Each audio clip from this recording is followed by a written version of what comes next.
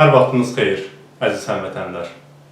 İlk növbədə hamınızı Ramazan bayramı münasibətilə ürəkdən təbrik edirəm bir daha. Allahdan arzu edirəm ki, tutduğunuz oruçları, duaları qəbul eləsin. Bir gün öncə isə Azərbaycanda ordu günü idi. Bizim silahlı qüvvələrimiz 99 il bundan öncə yaranıb.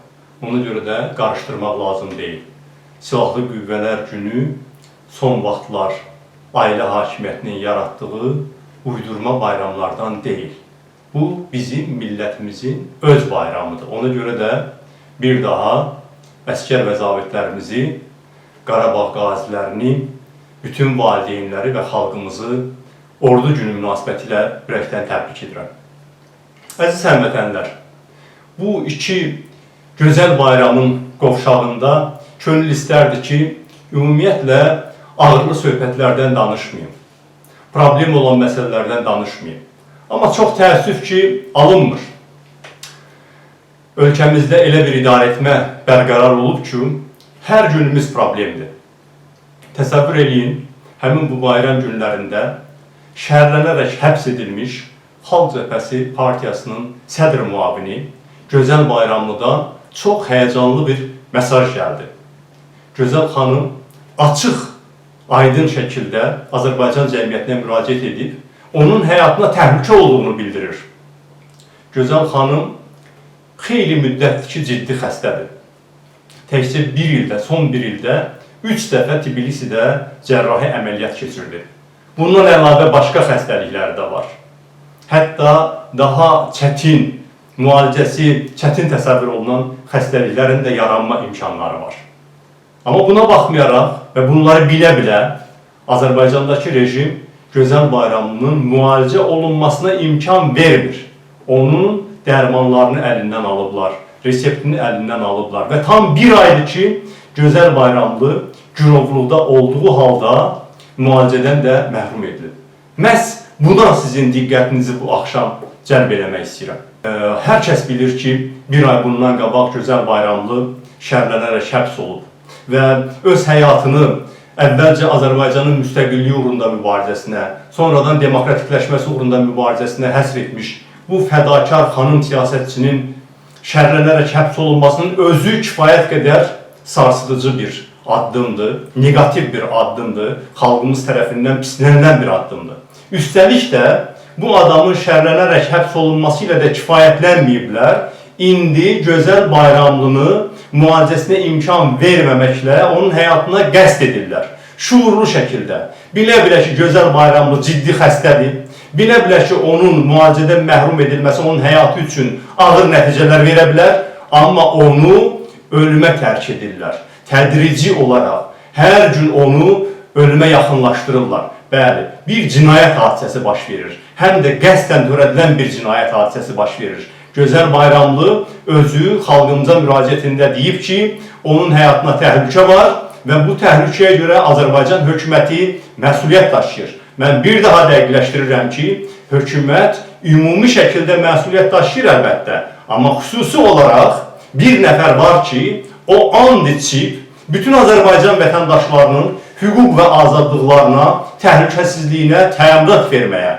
O İlham Əliyevdir və İlham Əliyev şəxsən Gözəl Bayramlının həyatına görə məsuliyyət daşıyır. Ona görə də bunu bilməlidir və Gözəl Bayramlının bu şəkildə tədricən öldürülməsinin qarşısı alınmalıdır. Bu bizim tələbimizdir. Azərbaycan cəmiyyəti buna biganə qalmayacaq. Əziz həmvətənlər, Gözəl Bayramlı həbs olunanda, ardınca Əfqan Muxtarlı Gürcüstandan o şəkildə kobudluqla günov götürülərək Bakıya gətiriləndə mən çıxış etmişdim və Azərbaycan hökumətinə demişdim ki, atdığınız bu addımların sizə heç bir faydası olmayacaq. Bir ay keçib üstündən və o zaman mənim dediyim fikrin tam həqiqət olduğu bugün ortaya çıxıb. Gözəl Bayramlını niyə hədəf seçmişdilər? Mən xatırlatmaq istəyirəm ki, Gözəl Bayramlını xüsusilə 2016-cı ilin sentyabrın 11-də Milli Şuranın uğurlu, izdihamlı mitinqindən sonra hədəf seçmişdilər. O vaxta qədər bizim mitinqlərimizin, miting komitəsinin sədri, Xalq Cəbhəsinin digər sədr müavini Fuad Qəhrəmanlı olurdu. Fuad Qəhrəmanlı Facebookda yazdığı bir statusu bəhanə edərək şərlənib həbs olunduqdan sonra indi ona 10 il müddətinə azadlıqdan məhrum etmə veriblər. Deməli, bu işləri Milli Şurada Xalq Cəbhəsində əsasən Gözəl Bayramlı həyata keçirirdi və hökumətə elə gəlirdi ki, Gözəl Bayramlının da həbs olunması ilə artıq Xalq Cəbhəsinin Milli Şuranın kütləvi aksiyalar keçirmək potensialı olmayacaq. Yanlış başa düşürlər. Hər zaman olduğu kimi yenə də hesab edirlər ki, siyasət bir neçə nəfər fərdin üzərində dayanıb. Amma bunu başa düşmürlər ki, minlərlə Xalq Cəbhəsinin üzvü, fəalı, onların heç bir yönləndirməyə ehtiyacı olmadan özləri istənilən kütləvi aksiyaları təşkil etmək iqtidarındadılar. Və bu günlərdə bunun hər kəs şahidi oldu. Düzdür, biz Gözəl xanım həbs olunandan sonra hələ ki miting keçirməmişik, keçirəcəyik belə bir sosial sifariş alacağımız təqdirdə və onda görəcəksiniz ki, mitinglərimiz də əvvəlkilərdən zəif olmayacaq. Amma biz ötən bir ayda 2 dəfə kütləvi bir ziyarət təşkil etmişik. 28 mayda Novxaniyə getmişdik və bu günlərdə Əbülfəz Elçibəyin doğum gününü Fəxri Xiyabanda qeyd etdik. Bütün müşahidəçilər gördülər ki, Xalq Cəbhəsi olaraq bütün əvvəlki illərdə olduğundan daha kütləvi şəkildə bu ziyarətlərdə iştirak elədik. Çox aydın şəkildə hər kəs gördü ki, Xalq Cəbhəsində, Milli Şurasında işlər bir neçə nəfərin üzərində deyil. Minlərlə fəallar var, onlar öz qəlblərinin hökmü ilə bu işləri görürlər, onlara kiminsə rəhbərlik eləməyinə heç bir ehtiyac yoxdur. Xalq Cəbhəsində, Milli Şurada işlər yapdakı kimi görülmür. Bəlkə onlar təsəvvür edirlər ki, bu işləri görmək çox çətindir. Bütün idarə müdürlərinə tapşırıq vermək lazımdır, sonra onları nəzarət eləmək lazımdır. İdarə müdürləri adamlara imza qoydurmalıdırlar ki, hansısa tədbirə gələcəksən, gəlməsən işdən çıxarılacaqsan, avtobuslar danışılmalıdır, hamıya monitoring edilməlidir. Bu yapda belə təşkil olunur. Bizim tərəfdarlarımız qəlblərinin hökmü ilə gəlirlər o aksiyalara. Bilə-bilə ki, hətta bir sıra hallarda o aksiyalarda iştirak eləmək onlara problem yaradar, amma onlar qəlblərinin hökmü ilə gəlirlər həmin aksiyalar. Ona görə də bunu bilin. Mitinglərimizin təşkilində xüsusi rolu olan Fuad Qəhrəmanlının, Məmməd İbrahimin, Asif Yusiflinin həbsindən sonra necə böyük mitinglər keçirdiksə, Gözəl Bayramlının həbsindən sonra da, hətta Əl-Kəriminin də iştirakı olmadan Xalq Cəbhəsi Milli Şura böyük izdihamlı mitinglər keçirmək iqtidarındadır və iqtidarında da qalacaq. O başqa məsələ ki, bizim keçirdiyimiz həmin bu 10-15 minlik mitinglər özü özlüyündə bu gün üçün sizə hələ o təhlükəni yaratmır. Amma niyə narahatsız onu da bilirik. Bilirsiniz ki, Xalq Cəbhəsinin, Milli Şuranın keçirdiyi bu mitinglər xalqımıza mesaj verir ki, onlar elliklə bu prosesə qoşulsalar, ölkədə köklü dəyişiklik sürətlənər, demokratik dəyişiklik sürətlənər, qarşı alınmaz prosesə çevrilər. Xalqımız nə zaman o qərar verəcəksə, artıq onlar bilirlər ki, ölkədə belə bir səfərbər edici mərkəz var. Hara, nə zaman toplaşmaq lazım gəldiyini artıq xalqımız özü zamanında qərarını vermiş olacaq. Ona görə də hesab edirəm ki, bu sahədə siz məqsədinizə nail ola bilmədiniz. Xalq Cəbhəsində, müxalifətdə, Milli Şurada hər hansı bir qorxu da yarada bilməmişsiniz. Çünki Gözəl Bayramlının həbsi, hal-hazırda onun həyatının təhlükədə olmağı əslində bizim hər birimiz üçün, Xalq Cəbhəsinin hər bir üzvü üçün qorxunu istisna edir. Xalq Cəbhəsinin önəmli bir xanım funksiyoneri həyat uğrunda mübarizə aparırkən cəbhənin sıravi üzvləri meydanı tərk eləmək haqqında düşünə bilərlərmi? Bunu heç ağlınıza da gətirməyin. Ona görə də bu məqsədlərinizə nail ola bilmədiniz. Əksinə, mənim ilk gündən nəzərdə tutduğum hadisələr baş verdi. Birincisi, Gürcüstanı arxa bağçanıza çevirə bilmədiniz. Gürcüstan artıq baş verənlərdən şokdadır. Neçə müddətdir ki, orada aksiyalar səngimir. Nazir müavini səviyyəsində istifaya göndərilən vəzifəli şəxslər var. Demək olar ki, sizinlə iş birliyinə görə Gürcüstan hakimiyyəti çox ciddi hesab edir. Bütün dünya Gürcüstandan hüququn üstünlüyünə əməl eləməyi tələb edir. Bugün fikir verin, Gürcüstanın prezidenti sizin o cinayətkarcasına demək, girov götürüb zorla gətirdiyiniz Əfqan Muxtarlının həyat yoldaşını özü şəxsən qəbul edib, bu prosesi diqqətinə saxlayacağını bildirib. Deməli, artıq Gürcüstanla bağlı planlarınızı həyata keçirə bilməyəcəksiniz. Əfqan Muxtarlının, Gözəl Bayramlının həbsindən sonra Avropa Birliyi, Amerika Birləşmiş Ştatları, bütövlükdə sivil dünya təkidlə siyasi məhbusların azad olunmasını tələb edir. Yəni bu həbslər siyasi məhbusların hamısının azadlığa çıxması ilə bağlı tələbləri aktuallaşdırdı. Burada da siz məqsədinizə nail ola bilmədiniz. Eyni zamanda Azərbaycan cəmiyyətində özünüzə qarşı onsuz da negativ olan münasibəti daha da sərtləşdirdiniz. Azərbaycan cəmiyyətində varmı elə normal, adekvat adamlar ki, çıxıb desinlər ki, ay nə gözəl şərlədiniz gözəl bayramlını, çoxdan onu şərləmək lazım idi, həbs eləmək lazım idi. Varmı belə normal adamlar Azərbaycan cəmiyyətində? Yoxdur. Əgər adamlar böyük əksəriyyəti qınayır bu əməli, əgər susanlar varsa da bu sizə dəstək mənasını vermir. İnsanlar görürlər, insanların içində ədalət hissi var. Onlar görürlər ki, bir xanım siyasətçinin onunla polemikaya söz çatdıra bilmirsiniz. Gördüyü təşkilat işlərin qarşısına iş qoya bilmirsiniz. Onunla rəqabət apara bilmirsiniz və çarəsizcəsinə onu şərləyib həbs edirsiniz. Bununla da xalqın özünüzə qarşı olan negativ münasibətini biraz da artırdınız. Bunu sizə düşünmək üçün deyirəm. Özünüz düşünün. Bu addımınızın hansı rasional mənası var? Sizə nə verdi bu həbs? Amma mən sizdən aldıqlarını sadaladım. Ona görə də bir an öncə gözəl bayramdan əl çəkin. İlk növbədə onun müalicəsinə imkan verin. Sonra da onun azad olunmasını təmin edin. Gözəl bayramda heç bir cinayət törətməyin. Bunu bilməniz lazımdır. Və istəyirəm ki, Azərbaycan hakimiyyətinə müraciət edin. Ümumiyyətlə, repressiyalar, qanunsuz həbslər, zorakılıq artıq avtoritar rejimləri xilas etmir. Həmin bu üsullar bəlkə də zamanında effektiv olub, amma müasir dünyada artıq effektli deyil. Baxın ətrafa, ən qəddar diktatorlar indi haradadır? Tarixin zibilliyində.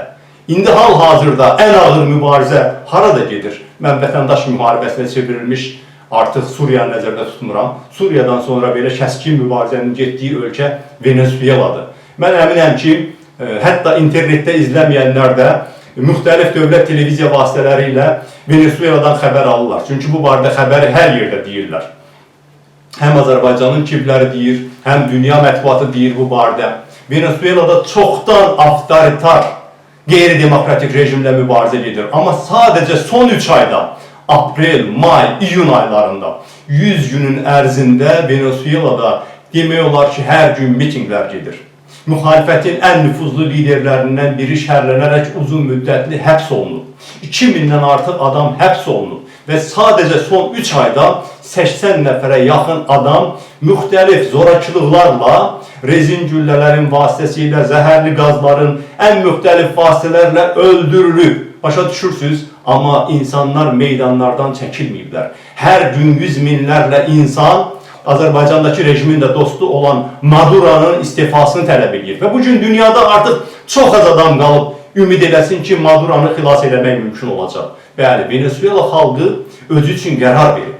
Özü üçün qərar verib ki, o ədalətli və azad cəmiyyətdə yaşayacaq və istənilən bədəli ödəmək bahasına olsa da demokratiyasına qovuşacaq. Yeri gəlmişkən, Venezuelada Azərbaycandakı kimi geniş yayılmış deyil korrupsiya. Oradakı problem ədalətsizlikdir, azadlıqların olmamasıdır, bacarıqsızlıqdır.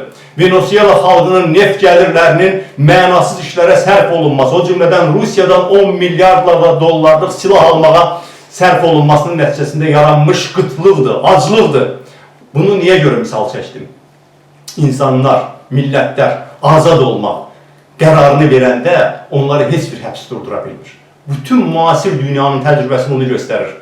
Əgər bugün Azərbaycanda belə bir kütləvi şəkildə insanlarımız bu qərarı verməyiblərsə, geniş yayılmış fikir bundan ibarətdir ki, səbəb qorxudur. Amma mən düşünürəm ki, səbəb odur ki, adamlar əmin deyirlər ki, başqaları da onunla birlikdə bu qərarı verməyə hazırdılar. Başqaları da azad olmaq üçün ardıcıl, dinc mübarizəyə hazırdılar. Onlara elə gəlir ki, tək onun bu prosesə qoşulmağı ilə başqaları qoşulmayacaq və onun apardığı mübarizə nəticə verməyəcək. Azərbaycan xalqı əmin olanda ki, digər Azərbaycanlılar da, digər soydaşlarımız da mübarizəyə hazırdılar. Onlar dinc mübarizədə israrlı olacaqlar. Və bu dinc mübarizə bir gün Azərbaycanı da mütləq demokratikləşməyə gətirib çıxaracaq. Sonda, əziz həmvətənlərimin diqqətini iki mühüm məqama cəlb eləmək istəyirəm. Biri ondan ibarətdir ki, baxın, bugün Azərbaycanın həbsxanalarında 150 nəfərdən artıq, bəlkə də 200 nəfərə yaxın siyasi məhbus var. Bu siyasi məhbuslar öz davaları üçün həbs olunmayıblar. Baxın, Mehman Hüseynovu hər halda unutmamışsınız. 27 yaşlı bir gəncdir. Öz həyatını yaşaya bilərdi. Onun ifşa elədiyi həmin o azgöz məmurların korrupsiyası tək Mehmandan uğurlanmış pullar deyildi. O sizin hər birinizin haqqını müdafiə elədiyi üçün, o korrupsiyonerləri ifşa elədiyi üçün indi həbs olunub. Amma biz Mehmanın azad olması üçün nə edirik? Demək olar ki, çox az bir şey. İlkin Rüstəmli əskər ölümlərinə son şəhərin mərkəzində 4 il bundan qabaqki aksiya yadınızdadır. O əskərlikdə mənasız qurbanlar, müxtəlif bədbəxt hadisələrin nəticəsində, nizamnamədə kənar münasibətlərin nəticəsində, zorakılığın nəticəsində öldürülən əskərlərin hamısı İlkinin qohum-əqrəbəsi, qardaşı idi. İlkin bu millət üçün aparmadı bu mübarizəni. İlkin 4 ildən artıqdır, hökumətin şəri ilə həbs olunub. Biz onun azad olunması üçün çox mu iş görürük? Fuad Qəhrəmanlı, Məmməd İbrahim, bizim hamımızın istəyi ilə həyata keçirilən Talana son mitinglərinin əsas təşkilatçıları idilər. Onlar şəxsən özləri üçün mü edirdilər bu mitingləri? O talan yalnız Fuad Qəhrəmanlıya mı yönəlmişdi? Yalnız Məmməd İbrahimə qarşı yönəlmişdi? Bəlkə Asif Yusifli şəhərin mərkəzində Zaur Həsənov özünü öldürmə həddinə çatdırılanda Qarabağ qazisi özünü yandırmışdı.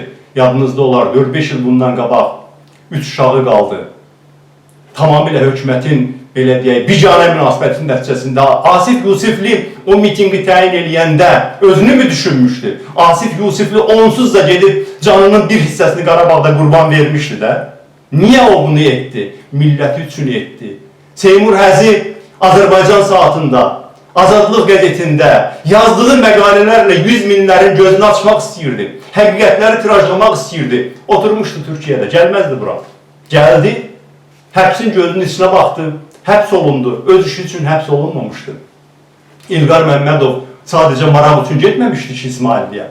Məhz sizin yanınızda olmaq üçün, insanların mübarizəsi ilə həmrəyliyi nümayiş etdirmək üçün oradaydı. Görün, neçə müddətdir qanunsuz olaraq həbsdə saxlayırlar və biz bu adamların həbsdən azad olunması üçün yetərli şeylər göstəririkmi? Qiyas və Bayram o fədakarlığı eləyəndə, bir gecənin içində gül bayramını qul bayramına çevirəndə 100 minlərlə insan əhsən deyirdilər. İndi Qiyasdan, Bayramdan xəbəriniz var. Bayram 5-ci gündür ki, azlıq aksiyası keçirdir. Ona həbsxanada da olmazın çətin şəraitini yaradıblar. Onu yaşamağa qoymurlar və o çarəsizlikdən azlıq aksiyası keçirdir. Bəs siz həmin o gənclər ki, sadəcə Fəthullah Gülen əməliyyatından hökumətin sui-istifadəsi üçün istifadə olundu, xalq cəbhəsinə qarşı, demokratik qüvvələrə qarşı Fuad Əhmədlini deyirəm, Elgiz Qəhrəmanı deyirəm. O gənclərin taleyindən narahatsızmı? Unutdunuzmu o gəncləri? Bəs Faiq Əmirli nə üçün həbs olunub? Faiq Əmirli Azadlıq qəzetinin susturulması üçün həbs olunub.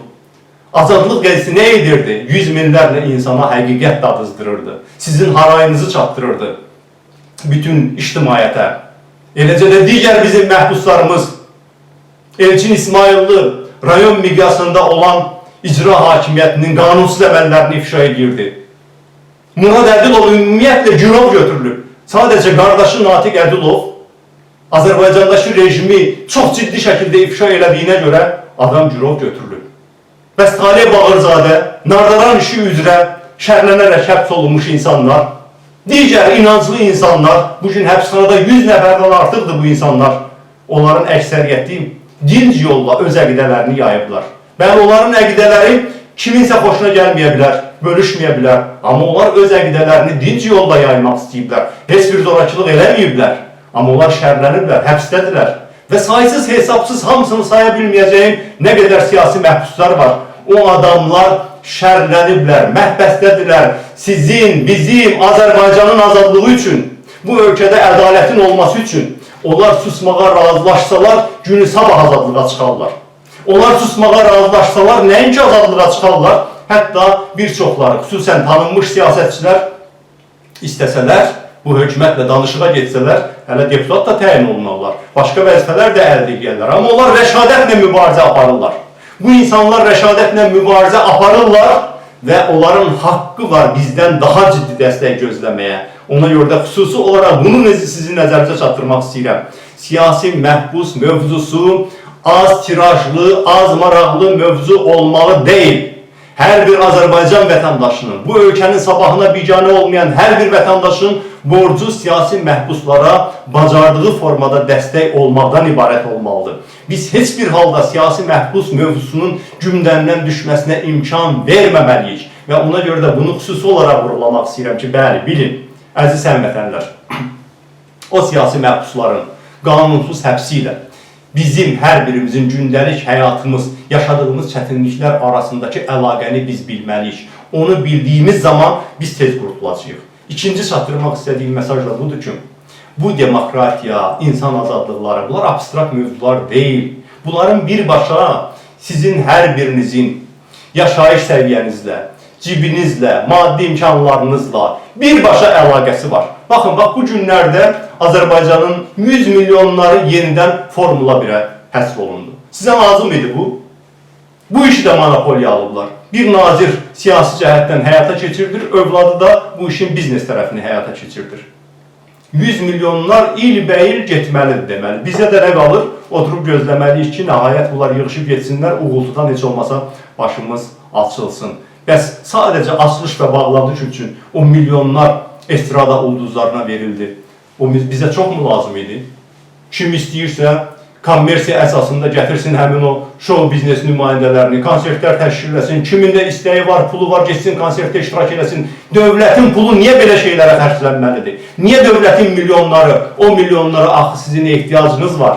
Bu ildən bunlar hətta abituriyentlərdən də pul alırlar imtihana buraxmağa görə. Görün, hansı yollara əl atıblar. 17 min gənc təhsildən məhrum olub ki, siz ödəniş pulunu ödəyə bilməmişsiniz. İnsanlar müalicə ala bilmirlər. İnsanlar pensiyalarını vaxtında ala bilmirlər. Mənə məlumat verdilər ki, Formula 1 başlayana qədər Azərbaycanın bir çox kənd rayonlarında bu ayın pensiyasını insanlar ala bilməmişdilər. Belə bir ölkədə gərginlik, sosial-iqtisadi baxımdan varkən, ölkənin 100 milyonları niyə bu mənasız yarışlara sərf olunur və biz bunun qarşısını almaq üçün heç nə edə bilmirik? Çünki bu ölkədə azadlıq yoxdur. Çünki bu ölkədə parlament yoxdur. Toplaşmaq azadlığı yoxdur. Azad mətbuat yoxdur. Çünki bu ölkədə seçki yoxdur.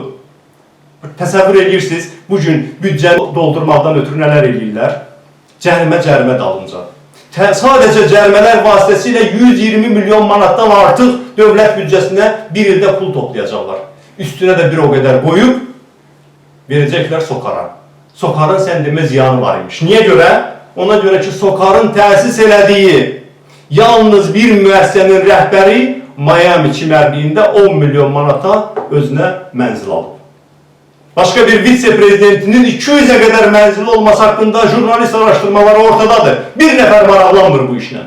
Başqa bir şöbə müdürünün həyat yoldaşının adına 16 mənzilin sənədləri ortalıqda düşdülər, informasiya vasitələrində hamısı yayılıb. Bir nəfər maraqlanmır. SOCAR-ın adına alınan yaxtalar, SOCAR-ın hesabına həyata keçirilən nəhəng korrupsiya layihələri və sizin alın təri ilə qazanılan o puldan, o müxtəlif vasitələrlə sizə kəsilmiş cərimələrdən toplanan zərrə-zərrə, manat-manat, o 250 milyonu manatı toplayırlar, SOCAR-a verirlər ki, SOCAR-ın korrupsiya büdcəsi az olmasın. Amma biz heç nə edə bilmirik buna görə. Siz heç nə edə bilmirsiniz. Etiraz eləmə imkanımız yoxdur. Niyə görə? Çünki bizim seçim imkanımız yoxdur. Bu ölkədə azadlıqlar yoxdur. Ona görə də demokratiya, insan haqları, seçki məsələsinə sadəcə seçki, demokratiya kimi baxmayın. İnsan kimi yaşamaq fürsəti kimi baxın. Və bunu bilmək lazımdır ki, biz nə zaman bu iki həqiqəti qəbul edəsək ki, siyasi məhbuslar bizim hamımız üçün o məhrumiyyət yaşayırlar və bir də o demokratiya, azadlıq, insan haqları sadəcə abstrakt dəyərlər deyil, həm də bizim yaşayışımızın qarantıdır, bizim yaşayışımız, normal insani yaşayışımız ondan asılıdır, o zaman Azərbaycan da digər başqa demokratik dövlətlər kimi qurtulacaq. Ancaq qurtulacaq inşallah. Sağ olun.